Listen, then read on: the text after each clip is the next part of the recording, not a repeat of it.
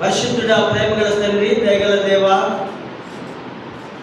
ఈ పరిశుద్ధ నామానికి మరొకసారి మా నిండు కృతజ్ఞత స్తోత్రములు వందనములు చెల్లిస్తూ వాక్యపు ధ్యానములోనికి మేము ప్రయాణిస్తుండగా నీ వెలుగు చేత మేము నింపబడలాగున మీ స్వరాన్ని విని ఘనమైనటువంటి సందేశము ద్వారా మరొకసారి మా విశ్వాసము ప్రయాణము లోతుల్లోనికి మేము వెళ్ళి శ్రేష్టమైనటువంటి అద్భుతకరమైనటువంటి యేసు మాటలను నామాన్ని మరొకసారి మేము ఘనపరుస్తూ ప్రభువా, పేదల పట్ల క్రైస్తవ స్పందన వైఖరి మేము ఏ విధంగా పేదలను ఆదరించాలో వాక్యం ద్వారా మాతో మాట్లాడగలరంటూ యేసుక్రీస్తు శ్రేష్టమైన నామాన్ని బట్టి బ్రతిమాలి వేడుకుంటున్నాము తండ్రి,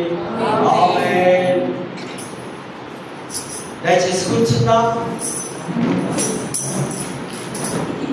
దేవుని పరిశుద్ధ నామానికి వందనాలు చెల్లిస్తూ ఈ శ్రేష్టమైనటువంటి గొప్ప భాగ్యం, ధన్యత, వాక్యం బోధించడం, వాక్యం వినడం ఎప్పటికీ చెప్తూనే ఉంటాను.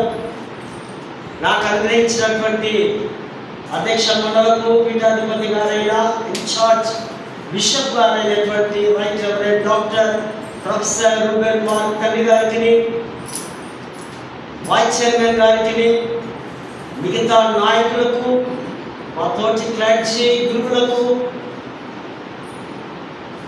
ఆఫీసర్స్, బేరర్స్, సంఘము, సంఘ నాయకులకు అందరికీ కూడా యేసుక్రీస్తు నామమున మీ హృదయకాల శుభములు, దైవాశీస్సులు తెలియపరుస్తూ ప్రేమతో ఇట్టి ఆరాధనకు ఆహ్వానాన్ని అందిస్తున్నారు. మహాదేవుని కృప మరొక పరిశుద్ధ వారమందు జీవం కలిగినటువంటి యేసును మనం కలుసుకోవడానికి, ఆయనతో కొన్ని నిమిషాలు ప్రయాణించడానికి, ఆయన మాటలను మనము భయంతో భక్తితో వినడానికి పరిశుద్ధ దేవాలయంలో చేరి మరి చాలా క్షుణ్ణంగా అతి జాగ్రత్తగా ప్రభు వైపు చూస్తూ దేవుని మాటలు వినాలని మరొకసారి మీకు నేను మనవి చేస్తున్నా. ఆయన కరుణ, వాత్సల్యత, ఆయన కృప మన మీద ధారాళంగా ఉంది. ప్రత్యేకంగా జగదీర్గుట్ట సిఎస్ఆర్ఎస్సి చర్చ్ పాస్టర్లు ప్రతి కుటుంబం మీద దేవుని యొక్క కృప ఉందని నేను బలంగా విశ్వసిస్తూ ఉన్నా. ఈ వారం మనకు పెద్దలు మనకు అనుగ్రహించినటువంటి ఒక శ్రేష్టమైన అంశం, ప్రతి వారం సరికొత్త అంశంతో, థీమ్తో, దేవుని వాక్యంతో మనము ఎదుగుతూ ఉన్నాం. ఈ వారం క్రిస్టియన్ రెస్పాన్సిబిలిటీ టు ప్రొవర్టీ, పేదరికం పట్ల క్రైస్తవ స్పందన, రెస్పాన్స్, వైఖరి. పేదలు అనగా మనకందరికీ తెలుసు, ఆ అనుభవంలో నుంచి మనందరం వచ్చినాం. నేను అనుకుంటా 95% మన తాతలు, మన తండ్రులు ఒకవేళ కాకపోవచ్చునేమో కానీ తాతలు మాత్రం చాలా పేదరిక జీవితాన్ని వారు గడిపినట్టుగా మన ఇండియన్ కల్చర్, మన సంస్కృతిలో మన యొక్క స్థాయిని బట్టి మనము ఏ విధంగా ఈ లోకంలో మన ప్రాంతంలో బ్రతుకున్నామో మన పితరుల ద్వారా మనకు అర్థమవుతుంది. పేదవారు అనగా ఏమీ లేని స్థితి,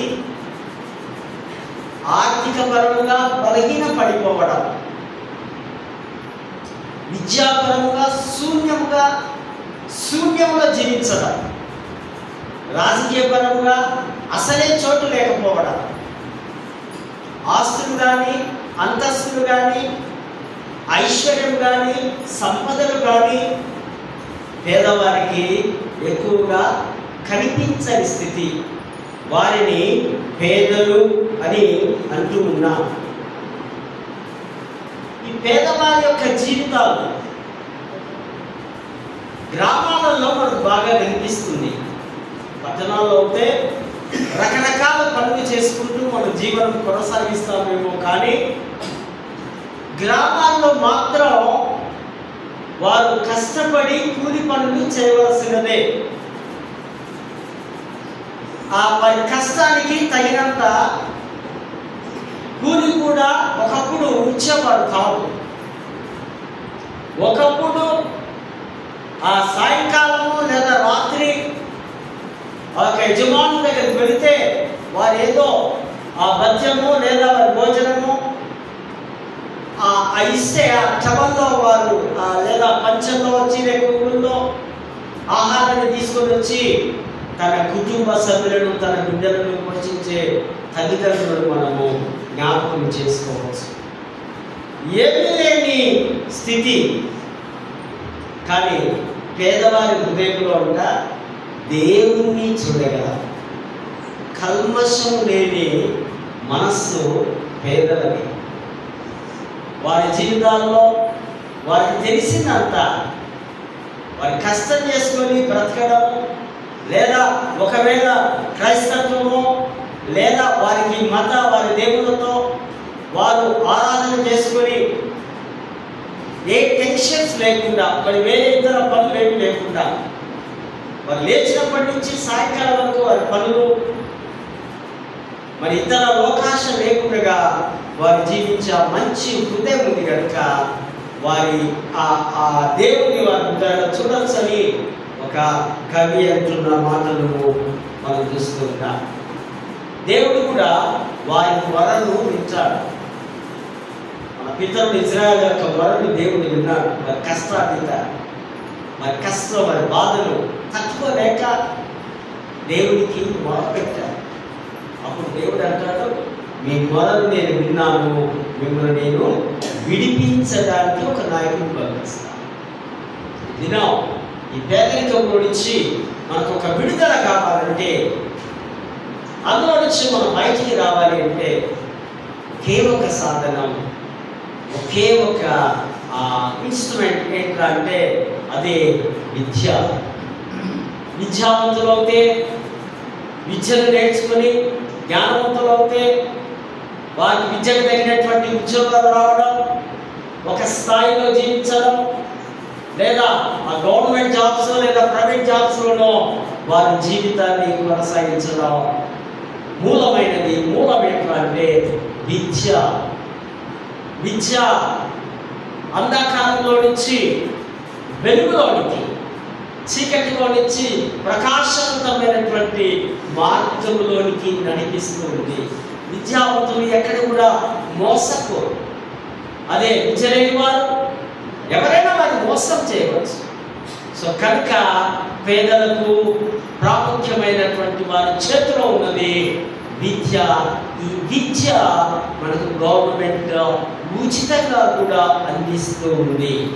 కనుకనే పేదరికం రూపుమాపడానికి విద్య ఒక సాధనముగా ఉందనే సత్యాన్ని మనము గమనించవలసిన అవసరత ఉంది. ఈ పేదవారికి ఏమైనా సమాజంలో కానీ, సంఘంలో కానీ, దేశంలో కానీ పలుకుబడి ఉంటుందా? వారికి గౌరవం ఉంటుందా? వారిని ఆ గొప్పవారుగా లోకంలో ఉన్న నాయకులు కానీ, పెద్దలు కానీ చూస్తారా? వారిని అట్టడి స్థాయిలో, వారి బలహీనపడే ఆ స్థితిలోనే వారిని ఉంచగలరనే సత్యాన్ని మనం చూస్తున్నాం. చాలా వెనుకబడ్డవారు, అన్ని విషయాలు కూడా వెనుకబడ్డ వారనే ఉద్దేశంతోనే మరి వారికి ఒక చట్టాన్ని, ఒక యాక్ట్ని పట్టుకొని మన రాజ్యాంగంలో కూడా అంబేద్కర్ లాంటి వారు, మరి ఒక టీం, ఒక బృందం, ఒక చక్కగా వారి వరకు కొన్ని రిజర్వేషన్స్ కూడా మనం చూస్తున్నాం. అందుకే గత 50-60 సంవత్సరాల నుంచి మరి ఈ పేదలు కూడా చక్కగా చదువుకొని మంచి ఉన్నతమైన స్థితిలో ఉన్నారనేటువంటి ఆ సత్యాన్ని మనము గమనిస్తూ ఉంటున్నాం. ఈ యొక్క పేదరికానికి గల కారణాలు చాలా ఉంటాయి. ఫర్ ఎగ్జాంపుల్, వ్యసనాలు, చెడు అలవాటు, దానికి బానిసలు కావడం. వాడు సంపాదించే 100 రూపాయలు వాడి యొక్క బానిస ఆ వ్యసనాలకు ఖర్చు పెట్టి, ఇంట్లో ఇవ్వక, పిల్లలకు తిండి లేక, భార్యకు తిండి లేక, వీడికి తిండి లేక, ఆ మత్తుకు ఆ డ్రగ్స్కు అడిక్ట్ అయిపోయింది. మరి వాడు వ్యసనాల కారణంగా కూడా పేదరికం ఉన్నట్టుగా మనము ఇక్కడ చూస్తూ వారి అలవాటు. తర్వాత ప్రకృతి విపత్తులు. మొన్ననే మనం చూసాం కదా, ఎక్కడ? విజయవాడలో, ఖమ్మంలో. ప్రకృతిని మనమేమి ఆపలేము, ప్రకృతిని మనమేమి చేయలేము. కొందరికి ఎన్నో నష్టాలు ఊహించని విధంగా మన జీవితాలలో రావచ్చు. విపత్తులు వస్తూ ఉంటాయి. ఆ సమయంలో ఆశీర్వడమో, లేకపోతే పంట నాశనం కావడమో, లేకపోతే ఆరోగ్యం పాడు కావడమో, ఇవన్నీ కూడా పేదరికానికి కారణాలుగా మనము చూస్తూ ఉంటున్నాం. మరి కొన్నిసార్లు అన్యాయానికి, అక్రమానికి మనం గురవుతాం. మనకి ఏదైనా ఇచ్చేది రావాల్సింది వస్తే ఆ బలవంతుడు లేదా ఆ యజమాని లేదా పైన ఉన్నవాడు, ఇయ్యకపోవా, ఓ ఎవరికైనా చెప్పుకో, నేను నీకు ఇచ్చేది లేదు, నీ నెల జీతం నేను ఇవ్వను, లేదా నీ ఇచ్చిన పైసలు నేను ఇవ్వను అని మోసం చేసే అన్యాయ అక్రమానికి కూడా కొన్నిసార్లు మనం కూడా గురవుతూ ఉంటాం. ఒక్కొక్కరికి పైసలు ఇచ్చి కూడా ఏమీ చేయలేని పరిస్థితుల్లో మనకు అనుభవాలు మనము బహుశా పొందుకొని ఉంటాము. అది అన్యాయానికి, అది ఏదైనా కావచ్చు. మరి మూడవదిగా లేజినెస్, సోమరితనం. వాడు పనికి వెళ్ళడు, బయటికి వెళ్ళడు, డబ్బు సంపాదించడు, ఒత్తిగా ఇంట్లో కూర్చొని తింటూ కాలయాపన చేస్తూ ఆ స్నేహితులు రోడ్డు మీద జువాయిగా తిరిగేవాడు. ఇదొక కారణం. పనిచేయని వాడికి ఆహారం ఇవ్వకూడదని బైబిల్ చెప్తుంది. ఏ పని చేయకపోతే వాడికి ఆ పూట భోజనం ఇవ్వకూడదని వాక్యం చెప్తుంది. సోమరితనం కూడా ఈ యొక్క పేదరికానికి ఒక కారణమని నేను జ్ఞాపకం చేస్తున్నాను. కష్టం చేయకపోవడం. చాలా మంది యవనస్తులు మనం చూస్తాం ఈ కాలం గ్రామాల్లో కూడా. వారు ఎక్కడికి వెళ్ళక తల్లిదండ్రుల మీద ఆధారపడి ఆ వృద్ధ తల్లిదండ్రులు వెళ్ళి ఆ పనులు చేసుకొని వచ్చి వీరిని పోషించే వారిని మనము చాలా మందిని లోకంలో చూస్తూ ఉంటున్నాం. మరొకటి వ్యర్థమైన వాటిని చూడడం, వ్యర్థమైన వాటి కొరకు పరిగెత్తడం, వ్యర్థమైన వాటి మీద ఆ సమయాన్ని వెచ్చించడం. అంటే మనకు అవసరం లేదు అనగా వినోదాలు కావచ్చు, సినిమాలు కావచ్చు, ముచ్చట్లు కావచ్చు, స్నేహము కావచ్చు, వీటి ద్వారా కూడా పేదరికము వస్తూ ఉంది. అంటే వాడు ఏ పని చేయడు కనుక, వాడికి ఏ సంపాదన లేదు కనుక వాడు ఆ స్థితిలో వాడు జీవిస్తాడని మనము చూస్తూ ఉంటున్నాం. కానీ క్రైస్తవులంట ఈ పేదల పట్ల దాతృత్వము కలిగి ఉండాలి. అందుకే మనం క్రైస్తవ స్థాయిలో కొద్దిమంది ఆ పేదలకు చీరలు పంచడం, బట్టలు ఇవ్వడం, లేదా ఆహారము వారికి ఆ దినము ఇవ్వడం. మనము పొరుగు వారిని ప్రేమించాలని ప్రభు చెప్పినట్టుగా బీదలను మీరు హక్కునే చేర్చుకోండి అంటూ పాత నిబంధన గ్రంథంలో కూడా మనం ఇస్తాం. సమాజంలో తీసుకుని రండి, వారికి కావలసినటువంటి మీరు ఇవ్వండి. మీ పొలంలో ఆ చేతిలో ఆ ఎవరి గింజలు కానీ గోధుమలు కానీ ఒక పనులు ఒక లైన్లో వారికి వదిలేయాలి పేదలకు అని ధర్మశాస్త్రం కూడా తెలియపరుస్తున్న మాటలు ఇక్కడ మనం చూస్తున్నాం. క్రైస్తవ దాతృత్వం. క్రైస్తవులు అనగానే ప్రేమ కలిగి ఉండడం. మనమే తినడం కాదు, మనమే ధరించడం కాదు, మనమే లగ్జరీగా ఉండడం కాదు. పేదవారి పట్ల మన రెస్పాన్స్, మన స్పందన. కారణం ఏంటంటే ప్రతి పేదవాడిలో, ప్రతి బీదవాడిలో యేసు ప్రభును మనము చూడవలసిన అవసరం ఉంది. ఈ మోటో ద్వారానే, ఈ యొక్క మాటలు, ఈ బైబిల్లో ఉన్నటువంటి వాక్యం ద్వారానే మదర్ తెరీసా అనేటువంటి గొప్ప వ్యక్తి, సంఘ సంస్కర్త, మహా గొప్ప వ్యక్తి. ఆమె గొప్ప సమాజ సేవ చేసి ప్రపంచానికి అంతా కూడా ఆమెను తల్లిగా పిలవడం జరుగుతూ ఉంది. పేదల పట్ల మనము కనికరము చూపాలి. మన పొరుగు వారి పట్ల కనికరము, దాతృత్వము చూపించాలి. మన అధ్యక్ష మండలంలో అందుకే మనకు ఒక పూర్ ఫండ్ అని కూడా మనకు ఉంటుంది. పూర్ ఫండ్ సెక్రటరీ కూడా మన సంఘాలలో ఉంటారు. ఒక స్పెషల్ బాక్స్ కూడా మనకు ఉంటుంది పెద్ద సంఘాలలో. అక్కడ ఆ జమ చేసినటువంటి డబ్బులు మరి నిజంగా ఎవరైతే ఆహారం లేక ఉన్నారో, ఎవరైతే వారి జీవితం చాలా దుర్లభంగా ఉందో అటువంటి వారికి మన పెద్దలు ఆ పైకాన్ని ఖర్చు పెడుతూ ఉంటారు. క్రిస్టియన్ యొక్క రెస్పాన్సిబిలిటీ. అనేక వాలంటరీ ఆర్గనైజేషన్స్, చాలా సంస్థలు కూడా, మిషనరీస్, అనేకమైనటువంటి సంస్థల ద్వారా పిల్లలకు, పేద విద్యార్థులకు, మనకు తెలుసు KNH స్టూడెంట్స్ బెంగళూరులో పెద్ద ఆర్గనైజేషన్ మన ఇండియాలో ఉంది. మొన్నటిదాకా 20 years వరకు నడిచింది. ఆల్మోస్ట్ ఆల్ మన అయ్యగారు, మన వారందరూ కూడా KNH స్టూడెంట్స్గా అనేకులు చదువుకొని గొప్పవారైనట్టుగా మనం చూస్తూ ఉన్నాం. అనేక అధ్యక్ష మండలాల్లో ఈ KNH అన్నది, ఈ స్పాన్సరింగ్ అన్నది, లేదా ఆ పిల్లలను దత్తత తీసుకొని వారిని చదివించడం, వారు గొప్పవారు కావడం, ఆ మాటలు ఇక్కడ మనం చూస్తాం. నేను 1997 to 2000 వరకు ఒక ఆర్గనైజేషన్లో పనిచేసిన సమయం వస్తుంది కనుక చెబుతున్నాను. కంపాషన్ ఫర్ ఇంటర్నేషనల్ ఒక సంస్థ మెడ్రాస్లో హెడ్ క్వార్టర్లో మాకు ఉండేది. దాని కింద అనేకమైనటువంటి సంస్థలు, Christian organisations, IPC Indian Pentecostal church దాని కింద నేను అపాయింట్ అయ్యాను యాజ్ ఏ ప్రాజెక్ట్ డైరెక్టర్గా. చైల్డ్ డెవలప్మెంట్ మినిస్ట్రీ ఉండేది. అది డే స్కాలర్స్ పిల్లలు ఒక ఇంచుమించు 12 విలేజెస్లో ఆ పాస్టర్స్ వారందరూ కూడా మంత్లీ వన్స్ వచ్చి ఆ పిల్లలకు కావాల్సినటువంటి ప్రొవిజన్స్ అన్నీ వారు ఇచ్చేవారు. వారికి ఆ స్పాన్సర్స్ నుంచి లెటర్స్ వచ్చేది. ఒక స్పాన్సర్, ఒక సిస్టర్, ఆ సిస్టర్ గారు ఒక కాంటైనర్స్ పెద్ద మనిషి ఇక్కడ ఉన్నటువంటి ఆ పిల్లోడికి లెటర్ రాస్తుంది. దాన్ని మన పెద్దలు అక్కడ హెడ్ క్వార్టర్లో తెలుగులో తర్జుమా చేసి అన్ని ప్రాజెక్ట్స్ పంపేవారు. ఆమె 2 months నుంచి పిల్లోడికి పైసలు వారికి మంత్లీ 200 250 ఆ దినాలు పంపించేది.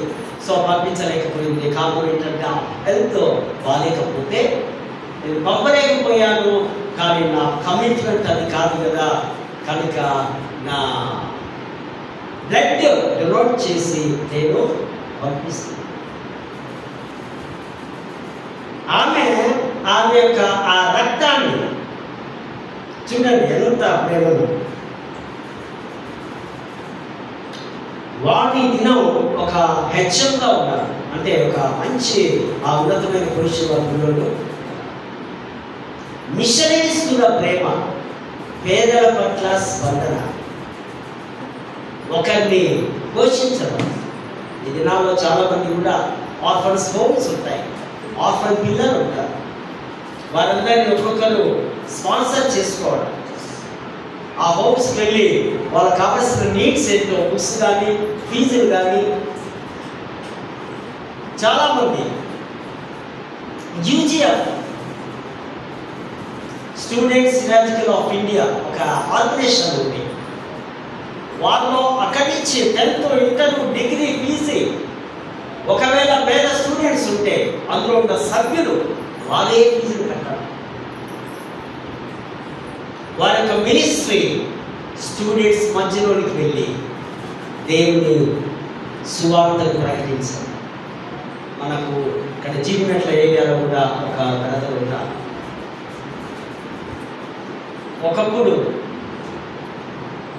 89-88లో కూడా ఆ దినాల్లో నేను మెంబర్గా అందులో ఉండేవాడు. సో కనుక ఈ పేదలో లేదా కావలసిన అవసరాలు తీర్చడానికి మనము ముందుకు రావాలి. మనము, మన పిల్లలు, మన పైసలు, మన బ్యాంక్ నో. నీ టైంతో పాటు, నీ ఆఫరింగ్తో పాటు, నీ సంపదలో కొంత భాగం ఎవరికైనా మనము ఇచ్చేవారుగా ఉండాలని. దేవుడికి ఇస్తే దేవుడు మనకేమి ఇస్తాడంటే, నీకేం కావాలి? ఔషధం కావాలి, ఆరోగ్యం కావాలి, బలం కావాలి, మంచి ఆహారం కావాలి, అంతే కదా. మనం బ్రతకాలంటే 90 years 100 years కావాలంటే కేవలం దేవుడి ఆశీర్వాదమే. అది దేవుడు ఇస్తున్నటువంటి కృప.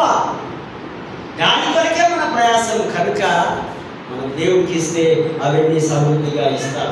సో పాత నిబంధన పాఠంలో కూడా మనం చూస్తే బీదలను కనికరించడం, బీదల పట్ల ఈ కంపేషన్ చూపడం. ఆమోసు ప్రవక్త, ప్రాఫిట్, ఈ ప్రవక్త 8th centuryలో పుట్టిందేమో యూదా ప్రాంతంలో, ప్రవచించేదేమో ఆ యొక్క సమరయ ఇజ్రాయెల్ ప్రాంతంలో, షోమ్రోను ప్రాంతంలో. అక్కడ మనం మ్యాప్ను చూస్తాం. మీరు మ్యాప్ వెనక చూడండి, తర్వాత హిస్టరీలో మీకు బాగా అర్థమవుతాయి. సో ఈయన 8th centuryలో 2వ యెరోబాము అనే రాజు పరిపాలనలో ఆయన ప్రవచించినట్టుగా మనము చూస్తాం. BC 760 and 750 10 years ఆయన ప్రవచించి ఉన్నాడు. ఈయన పశువుల కాపరి. ఈయన పశువులను కాస్తూ, మేడి పండ్లు ఏరుకుంటూ, మేడి చెట్ల దగ్గర ఉంటూ ఉన్నటువంటి సమయంలో దేవుని పిలుచుకోవడం. దేవుని పిలుపు చాలా ఉన్నతమైన చదువులు, గొప్ప స్కాలర్స్ కాదు. పశువుల కాపరులు. మరొకరు కూడా ఉన్నారు కదా మనకు. ఎవరు? గొర్రెల కాపరి దావీదు, మోషే, వీళ్ళంతా కాపరులే. ఆ కాపరులు కాస్త మనుషుల కాపరులుగా దేవుడు వారిని ప్రమోట్ చేయడం. ఈ పశువుల కాపరిని దేవుడు పిలుచుకొని, నీవు వెళ్ళి ఉత్తర రాజ్యానికి ప్రవచించు. అక్కడ ప్రజలు చాలా అన్యాయమైనటువంటి స్థితిలో, అక్కడ దళితులు వారిని అణగద్రొక్కుతూ ఉన్నారు. బీదలను భయంకరంగా త్రొక్కివేస్తున్నారు. ఆమోసు అనగా భారములు మోయువాడు అని అర్థం.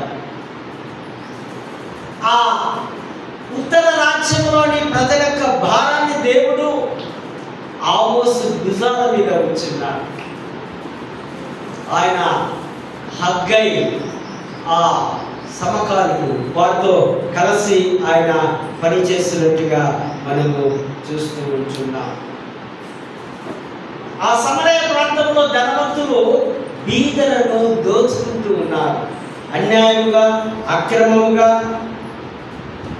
దోచుకుంటున్న సమయంలో ఈ రాజు యెరోబాము బేతేలు పట్టణం ముందు ఆయన ఉన్నప్పుడు అక్కడికి వెళ్ళి రాజు సమక్షంలో ప్రవచించడం. ఒక సామాన్యుడు, ఒక బీదవాడు, ఈ తెకోవా గ్రామం నుంచి వచ్చిన వీడు, ఏ బలము లేని వాడు సరాసరి రాజు వద్దకే వెళ్ళి ప్రవచించడం. అక్కడ ప్రజలు ఉద్దేశించి మాట్లాడడం. ఆ రాజు కాలంలో ఆ ప్రాంతం అంతా మంచి ఐశ్వర్యవంతులుగా, సకల సంపదలతో, సకల ఐశ్వర్యాలతో ఆ ప్రజలు ఉన్నారు. కానీ బీదలు మాత్రం చాలా అన్యాయానికి గురవుతున్నట్టుగా, అదొక చెప్పాలంటే ఆ మోషే కాలంలో ఉన్నట్లు స్వర్ణ యుగంలాగా ఉంది, బంగారు యుగంలాగా ఉంది. కానీ కొందరికి మాత్రమే అటువంటి యొక్క ఆ స్థితి ఉంది. సో ఇక్కడ ఆమోసు వారిని ఉద్దేశించి ఆ మాట్లాడుతున్నటువంటి స్థితిని చూస్తూ వారందరూ కూడా విగ్రహారాధనలో, మతపరమైనటువంటి విగ్రహారాధనలో వారు కూరుకుపోయి, వారు వారి దేవతలు వారి ఇష్టమైనటువంటి ఆరాధనలు చేసుకుంటూ యెహోవా దేవుని మాటను తిరస్కరించి వారు జీవిస్తున్నటువంటి సందర్భాన్ని ఇక్కడ మనం చూస్తున్నాం. లౌకిక అవినీతి విస్తరించి ఉంది. ఆ సమయంలోనే ధైర్యంతో ఈ ఆమోసు సువార్తను ప్రకటిస్తున్నారు. ఇందులో ప్రాముఖ్యమైన ముఖ్యాంశం ఏంటంటే మారు మనస్సు పొందండి, లేకపోతే మీరు నాశనమవుతారు. సింపుల్. ఇదే మాట సూటిగా నేటి 2024లో కూడా ప్రభు మాట్లాడుతున్నారు. మారు మనస్సు, క్రొత్త జీవితం లేకపోతే మీ జీవితాలు నాశనం అవుతాయి. ఆమోసు మాట నేడు ఈ ప్రవక్త ఆ మాట అన్నందుకు ఆ పట్టణం నుంచి, బేతేలు నుంచి వారిని ఆ ప్రవక్తను బహిష్కరించాడు. బయటికి వెళ్ళబడ్డాడు.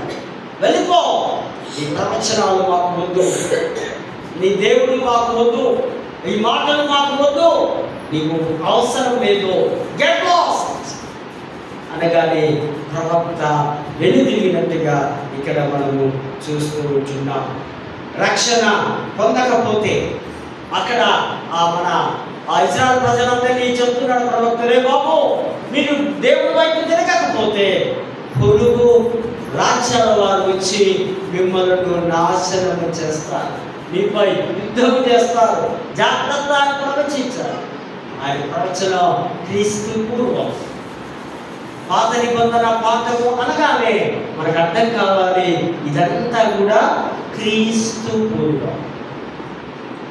722వ సంవత్సరంలో మరి అశ్షూరీయులు అనగా పారసీకులు వచ్చి ఆ ఇజ్రాయెల్ ప్రజలను, ఆ సమరయ పట్టణాన్ని, ఆ ప్రాంతంలో వారిని చెడగొట్టి వారిని చెరకు తీసుకుని వెళ్ళారు. ప్రమాదం వచ్చింది. ప్రవక్త ప్రవచనాలను వారు లెక్క చేయరు. ఎన్నో జాగ్రత్తలు చెప్పాడు ఆయన, కానీ వారు వినలేని పరిస్థితిలో అక్కడ మనము చూసుకుంటున్నాం. ప్రవక్త ఈ నాశనాన్ని గురించి దర్శనం వచ్చింది. ఆ దర్శనాన్ని కూడా వారి కేతలు చేయకుండా ఆ శాపంలో, పాపంలో పడిపోయినట్టుగా మనం చూసుకుంటున్నాం. 4వ వచనంలో బీదలను మృంగడం కనిపిస్తే ఏ విధంగా వారిలో ఉన్నటువంటి ఆ కష్టాతీతాన్ని మింగడం, ఆ సమయాన్ని మింగడం, వారిని వాడుకోవడం, దానికి ప్రతిఫలం ఇవ్వకపోవడం. మింగడం అనగా వారి యొక్క కష్టాతీతాన్ని, సమయాన్ని దోచుకోవడం. 5వ వచనంలో విశ్రాంతి దినము, సబ్బాతు నాడు కూడా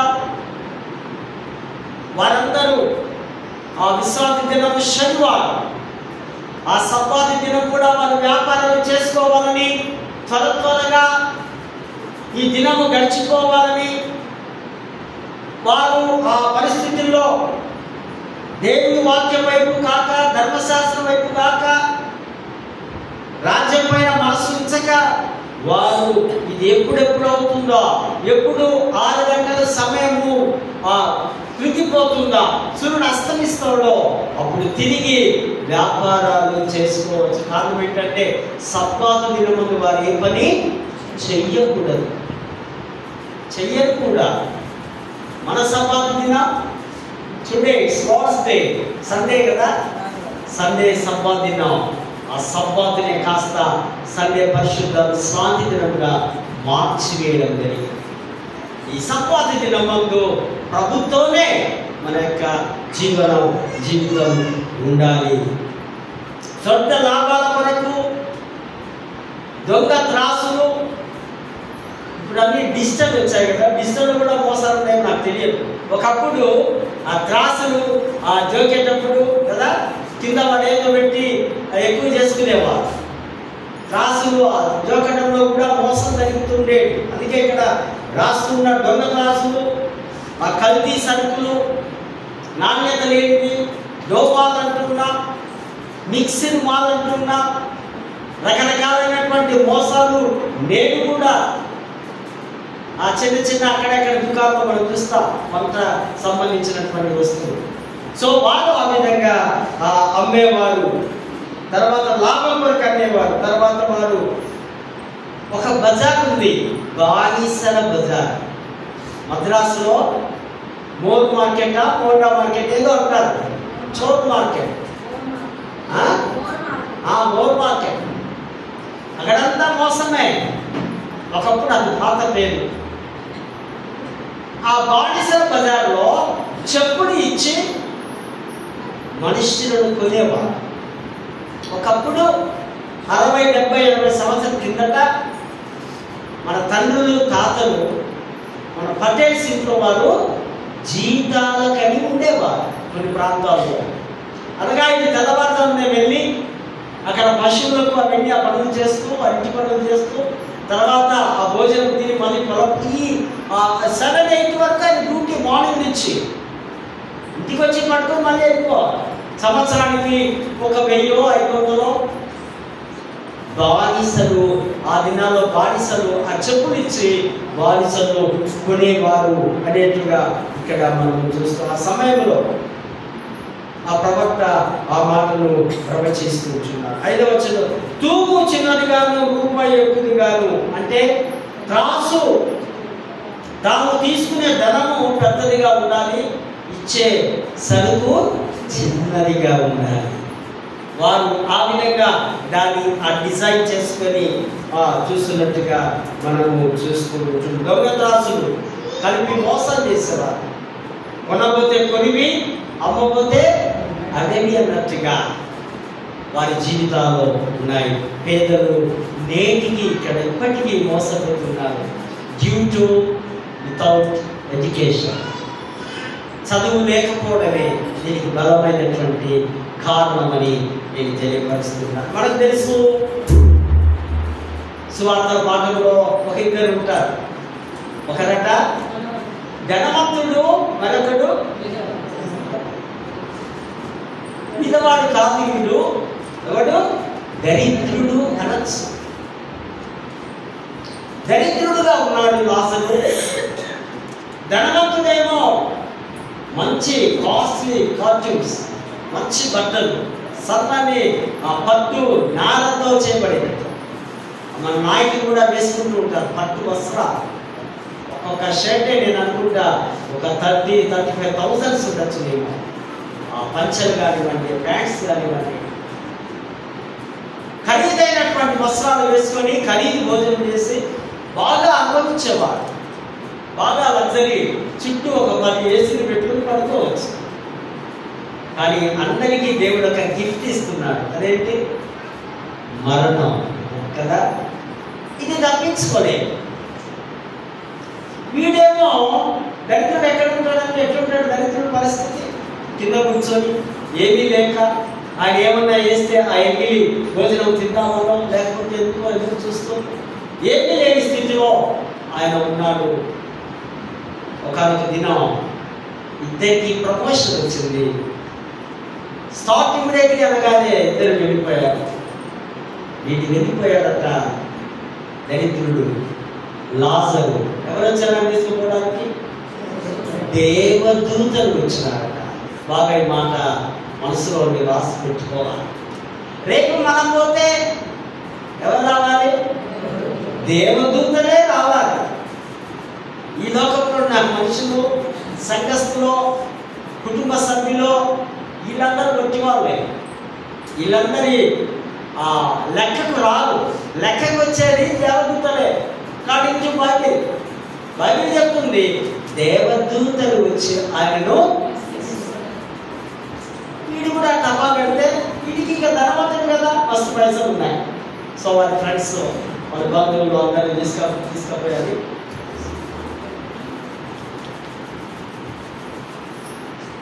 మంచి ఆత్మలు చెడు ఆత్మలు చేరే ఒక ప్రదేశం ఉంది, దాని హెడెస్ అంటారు. హెడెస్ అంటే ఒక నిల్వ ఉంటాయి, చెడాత్మలు మంచి ఆత్మ. తర్వాత మంచి ఆత్మలను పరదైసులో ఉంటాయి. అందుకే మనకు గుర్తు వస్తాడు కదా ఒక దొంగ సిలువలో ఏమిటంటే యేసు ప్రభు పక్కన ఉన్నాడు కదా, ఆయన నేను నీవు నాతో కూడా పరదైసులో ఈక్వల్ టు హెవెన్ అనొచ్చు. దాన్ని అంటే ఇంచుమించు హెవెన్ వాట్ ఒక కాంపౌండ్ అనుకుందాం, హెవెన్ ఏమో లోపల అనుకుందాం, లేదా ఆ కట్టెన్ అనుకుందాం, కట్టెన్ అవుతుందా వారు ఉన్నారు, కట్టెన్ అవుతుందా పరలోకం దేవుడి సింహాసనం అంటే మనకు అర్థం కాదు.